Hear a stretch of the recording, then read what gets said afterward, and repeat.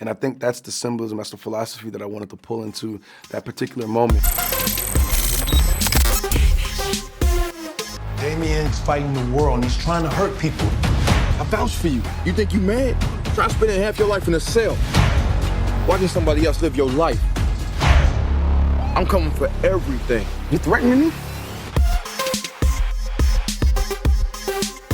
I think I've had a lot of similarities with this character, which is why the role is so personal. I've played this guy for 9 years. So slowly over time, pieces of myself has been inserted inside the character. So I think this is probably the closest version to myself on screen. This whole process has been a very revealing, transformative experience for me. Learning to communicate, better, with my cast, my crew, myself, my family, just things like that. So this is a, very personal project.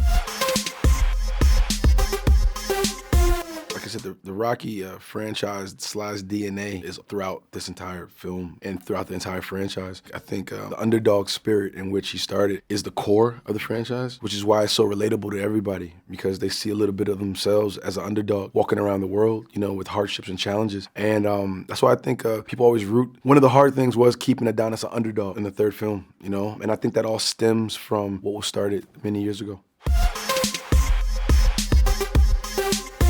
It was something that I've been daydreaming about for a really long time, for a few years now, right around Creed 2. I think since Creed 1, as being an actor, you have your opinions and your ideas of how you want to do things, but it's ultimately the director's vision that you have to serve. And, there's things like, I want to do that, or I wonder about that. I just kept it away in my pocket. The next one, same. So when it was my turn, I wanted to do all the things that I've been thinking about over the years. There's been so many boxing shot a million different ways. It kind of forced me to be more creative, and think outside the box. My huge love for Japanese animation, and anime, and the fight scenes in those animations, I've always wanted to figure out how to put them into a live action movie. So that it represents an emotional void. It was very personal. It's the most personal fight, I think, throughout the franchise by far. And usually in anime, when the protagonist and antagonist are fighting, emotionally, it's quiet. And they're talking about how they feel, but they can't say it to each other, which is why they're fighting. And I think that's the symbolism, that's the philosophy that I wanted to pull into that particular moment, because it wasn't about anybody, it wasn't about the crowds, it was just me and him fighting, and I wanted it to feel like that.